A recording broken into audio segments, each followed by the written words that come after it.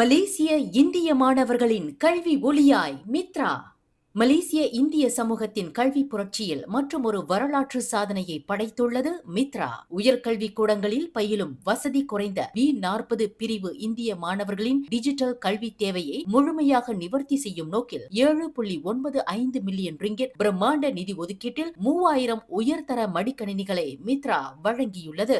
கடந்த ஞாயிற்றுக்கிழமை மலாயா பல்கலைக்கழகத்தில் அரங்கேறிய இந்த எழுச்சிமிகு விழாவிற்கு பிரதமர் டத்தோஸ்ரீ அன்வார் இப்ராஹிம் நேரில் வருகை தந்து மாணவர்களுக்கான மடிக்கணினிகளை வழங்கி திட்டத்தை தலைமையேற்று நடத்தினார். மனிதவள அமைச்சர் டத்தோஸ்ரீ ரமணன் ராமகிருஷ்ணன் மற்றும் மித்ரா தலைமை இயக்குனர் ரவீந்திரன் நாயர் ஆகியோரின் நேரடி முன்னிலையில் பல்வேறு பல்கலைக்கழகங்களைச் சேர்ந்த 3000 மாணவர்களின் கைகளில் இந்த டிஜிட்டல் கல்வி ஆயுதம் ஒப்படைக்கப்பட்டது.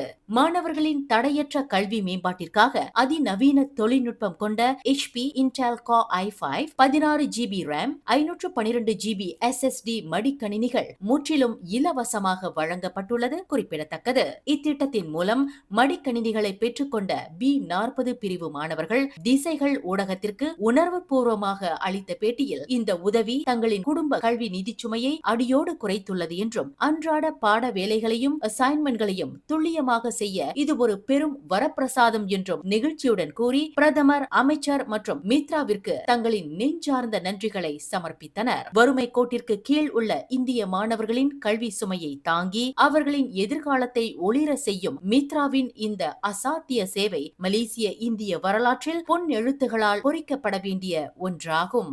மேலும் செய்திகளை தெரிந்து கொள்ள கீழே இருக்கும் பெல் பட்டனை அழுத்துங்கள். உங்கள் மகிழ்ச்சியை வெளிப்படுத்த லைக் மற்றும் ஷேர் செய்யுங்கள்.